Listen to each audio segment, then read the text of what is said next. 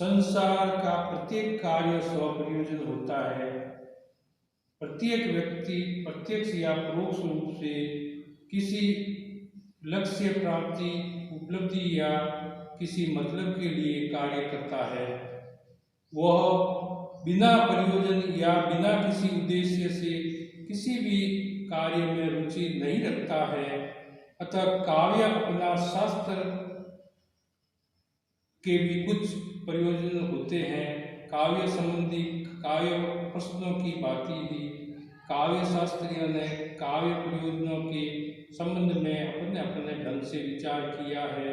इस संबंध में सर्वप्रथम संस्कृत के आचार्य भरतमुनि ने अपने नाट्य शास्त्र में नाटक के प्रयोजनों की चर्चा करते हुए कहा है कि नाटक धर्म, यश, आयु का साधक, हितकारी, बुद्धि को बढ़ाने वाला और लोगों को उपदेश देने वाला होता है। इसके बाद भामा ने काव्य के प्रयोजनों को और परिष्कृत रूप में प्रस्तुत किया है।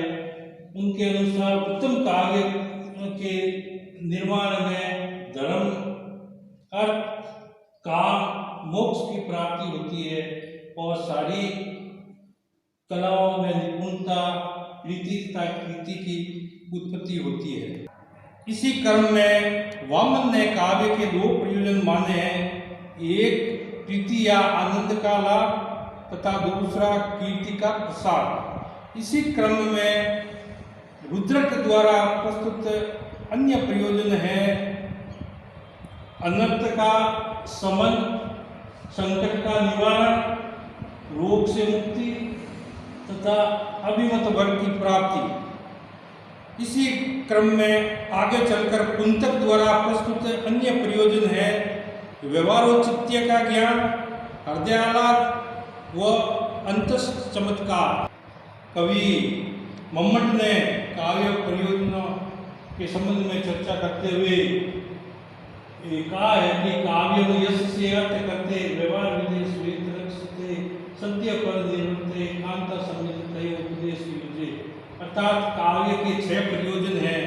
पहला यश, दूसरा अर्थ, तीसरा व्यवहारिक ज्ञान, चौथा अमंगल की शक्ति, पांचवा तात्कालिक आनंद की प्राप्ति और छठा कांता संविद उपदेश।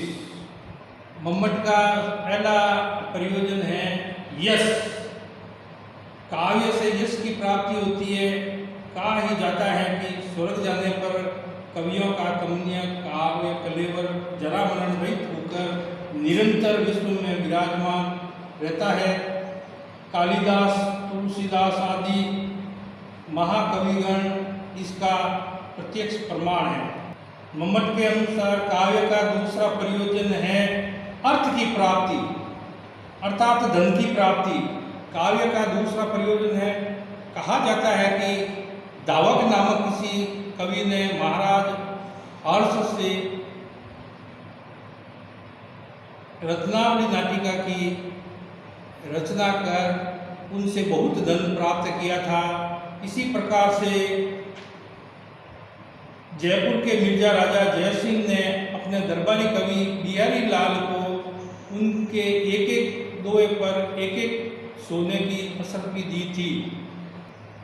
व्यवहार ज्ञान काव्य का तीसरा प्रयोजन है। महाकाव्य के अनुशीलन से सहृदय की राजा इत्यादि के ही नहीं, मंत्री, गुरु, संबंधियों, माता पिता आदि तथा पिता पुत्र इत्यादि के पारिवारिक संबंधियों के भी उचित व्यवहार का ज्ञान हो जाता है। और कल्याण का नाश काव्य का चौथा प्रयोजन है। काव्य को पढ़ने से कल्याण का नाश हो जाता है। आज अनेक व्यक्ति रामचरितमानस, दुर्गा पाठ, गुरु ग्रंथ साहब इत्यादि का नियमित पाठ कर अपने अकल्याण का नाश करने के लिए किया करते हैं। महाकवि तुलसीदास ने इसी काव्य प्रयोजन का पक्ष पोषण करते हुए मानस में कहा है, कीर्ति बलित भूति बलि सोई, सुरसरी सम सब का हित होई। सत्य पर निवृत्ति 5वें प्रयोजन के माध्यम से शांतिजन्य आनंद तथा मोक्ष की प्राप्ति की बात कही है। हेमचंद्र ने भी काव्यम आनंदाय कहकर काव्य का प्रयोजन आनंद सिद्ध किया है। साहित्य दर्पणकार आचार्य विश्वनाथ ने काव्यानंद को ब्रह्मानंद सहोदर श्री का आदरपूर्ण स्थान दिया है। काव्य एक ऐसी उच्च भाव भूमि का निर्माण करता है जहाँ पाठक के व्यक्तित्व के सूत्र बंधन स्वतः टूट जाते हैं। कांता संमित उपदेश काव्य का अन्यतम प्रयोजन है। उपदेश 3 प्रकार के होते हैं। प्रभु सम्मति उपदेश, यह उपदेश राजाओं के आदेश के समान होता है। उसी प्रकार वेदादि धर्मशास्त्रों की आज्ञा भी अनिवार्य होती है और उनके न मानने पर राजा के दंड के समान ही प्रायश्चित रूप दंड सहन करना पड़ता है। सुहृद सम्मित उपदेश, यह उपदेश मित्रों के परामर्श के समान होता है। जिस प्रकार मित्र अपनी बात मनाने के लिए तर्क उपस्थित करता है और यह बतलाता है कि ऐसा करने से ऐसा होता है, अतएव ऐसा करना चाहिए, इसी प्रकार पुराण इतिहास इत्यादि के उपदेश भी सहकारण होते हैं। कांता सम्मित उपदेश, इस उपदेश में रस की प्रधानता होती है। काव्य का उपदेश इसी श्रेणी में आता है। जिस प्रकार कांता हृदय पर जो प्रभाव जमाती है वह अनुल्लंघ्य होता है। राजा की आज्ञा के प्रतिकूल आंदोलन किया जा सकता है, मित्र की सम्मति टाली जा सकती है, किंतु प्रेयसी के प्रणय की अवमानना सर्वथा अशक्य है। उसी प्रकार वेदादि शास्त्रों के उपदेश के प्रति विमुख हुआ जा सकता है, किंतु काव्य परिशीलन से जो वो प्रभाव आत्मा पर अंकित होता है वह सर्वथा अटल होता है। उसके प्रतिकूल जाना मनुष्य की शक्ति के बाहर है।